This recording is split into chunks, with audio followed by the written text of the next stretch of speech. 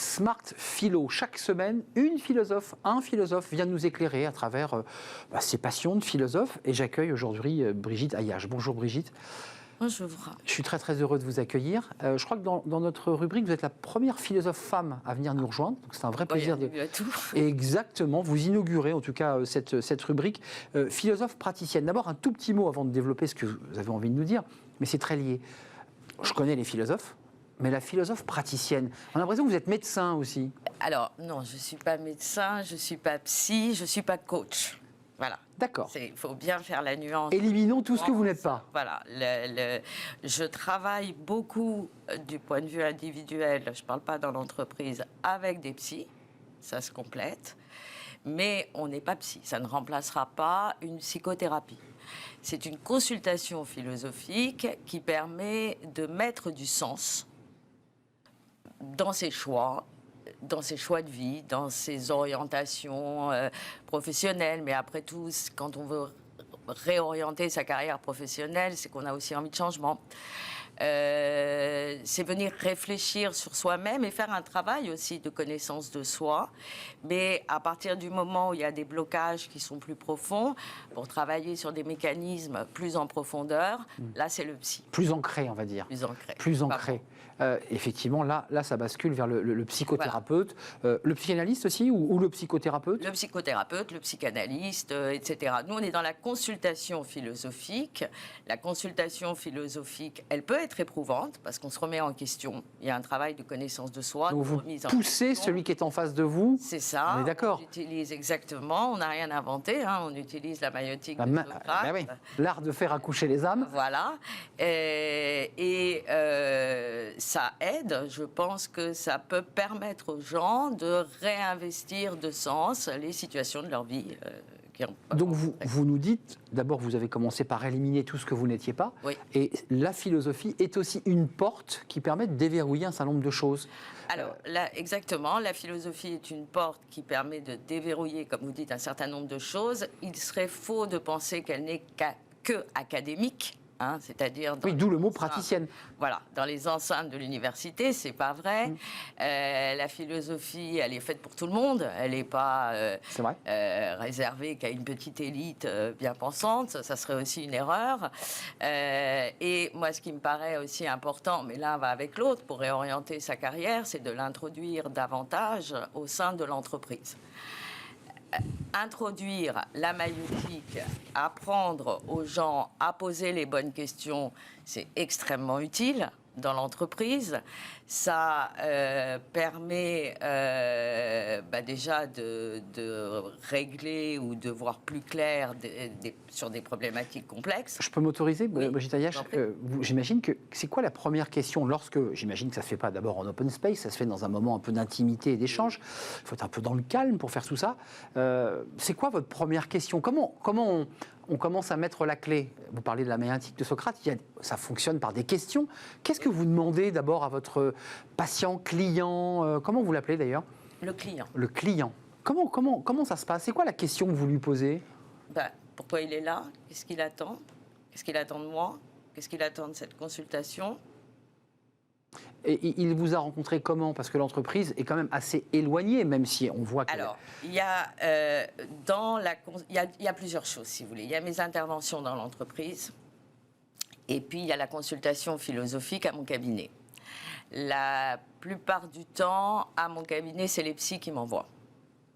D'accord. Voilà. Pour faire un complément. Pour faire un complément.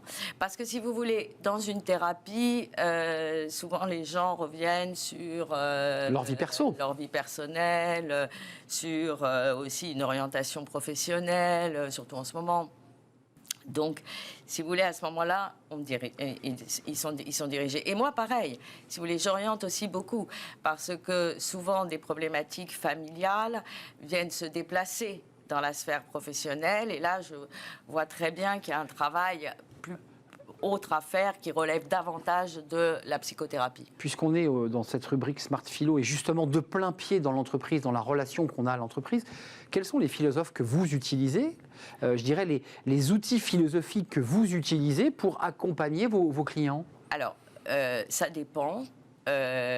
Dans l'entreprise, moi, je pense que celle qui est aujourd'hui incontournable, parce que pour moi, c'est un penseur du futur, c'est Hannah Arendt. Hannah Arendt, je pense qu'elle est vraiment incontournable. Quand vous relisez, par exemple, La condition de l'homme moderne, où elle s'est vraiment interrogée sur qu'est-ce qu'on a fait à la condition humaine avec les nouvelles technologies. Ça doit les secouer, vos clients, quand vous leur envoyez Hannah Arendt. C'est une vision comme ça assez radicale, assez sombre, finalement, de notre société. Oui, mais le but, c'est aussi de les secouer. C'est ça, on est d'accord. On est d'accord. Le but, c'est de leur créer un choc. C'est pas de leur dire que tout est beau. Que tout est beau, parce que c'est pas vrai. Voilà, le but, c'est qu'ils sortent grandis de ces séances, qu'ils opèrent vraiment un véritable changement, qu'ils abandonnent aussi certaines certitudes. On aurait aussi tendance à utiliser Nietzsche dans la déconstruction. Tout ça est sombre, c'est les philosophes quand même oui. qui sont les philosophes de l'optimisme, quoi. Oui, bon après je sais que Épicure est à la mode, il est très utilisé dans la consultation philosophique, mais pourquoi pas, et dans l'entreprise. Voilà, ça dépend aussi de qui on a affaire en Bien face. sûr. On adapte, je pense, à chaque client. Mais quand on va au bout de votre histoire, de cet échange qu'on a, est-ce que vous avez des clients qui s'effondrent parce que tout d'un coup, leur monde intérieur s'effondre, que cette philosophie vient finalement heurter et détruire en quelque sorte leur certitude? Est-ce que ça arrive? Oui, ça peut arriver, mais on est aussi là pour être avec eux, pour les accompagner dans ce travail. On est aussi là pour leur montrer aussi les bénéfices d'abandonner leur certitude. On n'est pas dans le jugement, certainement pas. On est surtout dans l'analyse. Et ils peuvent tout dire au sein de cette consultation philosophique. C'est un espace à la fois de dialogue, de parole et d'écoute aussi beaucoup. Je pense que l'écoute... Et de libération, de fait, puisque c'est l'objet final. Et ensuite, vous les suivez, vous les accompagnez? Je les accompagne souvent dans leur reconversion professionnelle, de manière même concrète. Et puis après, ils prennent leur envol. Quand ils n'ont plus besoin de moi, c'est plutôt une bonne nouvelle. Ils quittent le nid philosophique. Voilà, et puis de temps en temps, ils donnent des nouvelles, ce qui est toujours très agréable d'avoir comme ça un retour. Avant de nous quitter, on a évoqué Nietzsche, Hannah Arendt, on a survolé Épicure. Vous ne vous voyez pas professeur de philosophie au lycée ou en université? Parce que ça dit des choses quand même ce que vous faites. J'ai été professeur. Mais vous ne l'êtes plus. Je ne le suis plus. J'ai été professeur de philosophie en terminale. J'ai été professeur de philosophie en prépa, en particulier HEC, enfin grande école. C'est très bien. Mais moi, j'aime me renouveler. Donc, au bout d'un moment, l'enseignement... vous tourniez en rond. Voilà, j'avais fait le tour et j'ai décidé de faire autre chose. Et peut-être que en me disant aussi que je serais peut-être plus utile de faire de la philosophie autrement. Vous avez trouvé un sens différent, enfin une utilité différente à votre philosophie. C'est un vrai plaisir, Brigitte Ayache, d'être venue sur le plateau. Philosophe praticienne, c'est important de rajouter le mot praticienne. Et on a entendu à travers votre travail, effectivement, qu'il y avait une forme d'accompagnement et de maïentique pour réutiliser ce mot philosophique. Merci d'être venu nous rendre visite.